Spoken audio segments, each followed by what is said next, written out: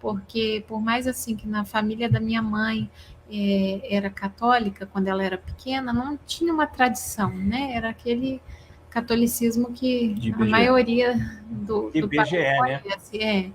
Então, assim, conhecer vocês, nossa, foi realmente um prazer.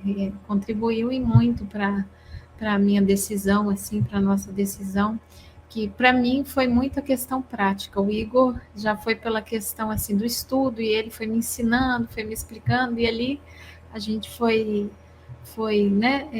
Viu a prática do negócio. Vivendo, isso, obrigada.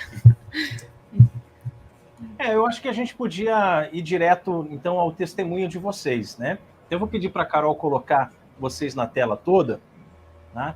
Porque o pessoal tem muita, né, muita vontade mesmo de ouvir vocês falarem. Não nós estamos aqui toda sexta-feira, né? E vocês falarem, vocês contarem aí, então, um pouco sobre como foi esse processo de conversão, né? Porque ninguém se converte da noite para o dia, né? Porque conversão, você está indo em uma linha reta, né? Então, você está caminhando numa determinada direção e quando vê, você vira completamente algo muito radical, né? E algo muito forte. Você tem que fazer uma violência muito grande consigo mesmo, com vários valores, né, que você carrega durante muito tempo, e isso vai conflitar com familiares, às vezes diretamente com pai, com mãe, com irmãos, com amigos próximos, né?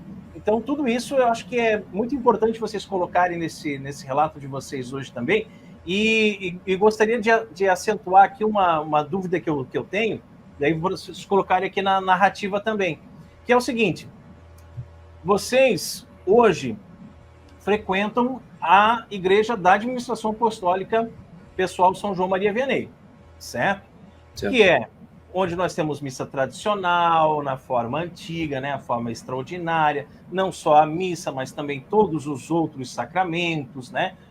Tudo na forma antiga, em latim, versus deum, né? Os cânticos, uma boa parte deles é gregoriano, mas assim, os cantos são sempre muito solenes e também com o uso do órgão, etc, etc, né?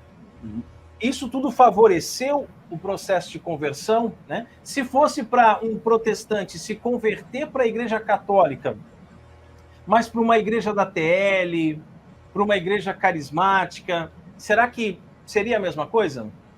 Vocês conseguem se imaginar sendo católico carismático? Católico da Teologia da Libertação, né? Pode botar eles ali na tela cheia, vamos ouvi-los agora. Qual que é? Você não lembra qual é? Ali, é o primeiro, né? Esse aqui? Não, primeiro. Aí tá nós, tem que ser eles, ó. Bota o quadro deles em destaque. Não. Primeiro lá.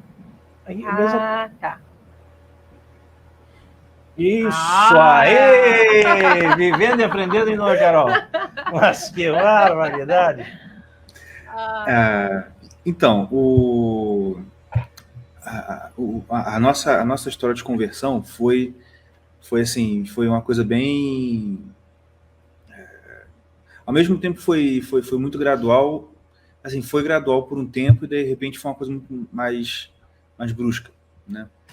Então, assim, principalmente quando a Débora ficou sabendo, foi mais brusca, porque por muito tempo eu estava estudando esses assuntos, mas ficava guardando as minhas dúvidas e as minhas, vamos dizer assim, minhas conclusões, que eram diferentes da conclusão que a gente estava acostumado para mim.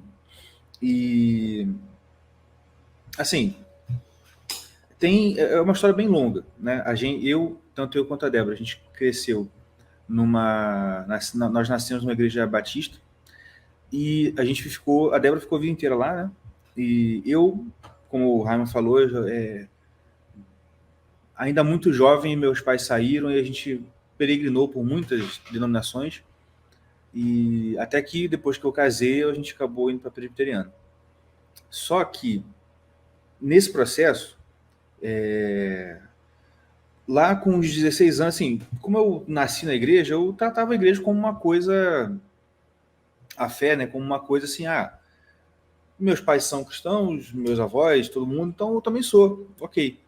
Lá para os 14, 15 anos, eu tive assim é quando o pessoal fala assim, né, que eu realmente tomei consciência da questão sim, não, eu entendi que existe o caminho de Deus aqui e o caminho do mundo ali, e eu quero ser sério aqui nesse negócio. Só que aí, ao mesmo tempo, passados alguns anos, começou a surgir por uma série de fatores. Eu comecei a ir por uma linha do protestantismo que hoje eu comento com a Débora, né, que para mim o resultado último do que o protestantismo ele pode ser, né? Porque o protestantismo começou lá com uma revolta contra a autoridade, vamos dizer assim, resumindo muito, né? E só que, ao mesmo tempo que você teve uma revolta contra a autoridade papal, você depois criou ali algumas tradições, vamos dizer assim, entre aspas, né? Tradição batista, tradição assembleana e presbiteriana e por aí vai.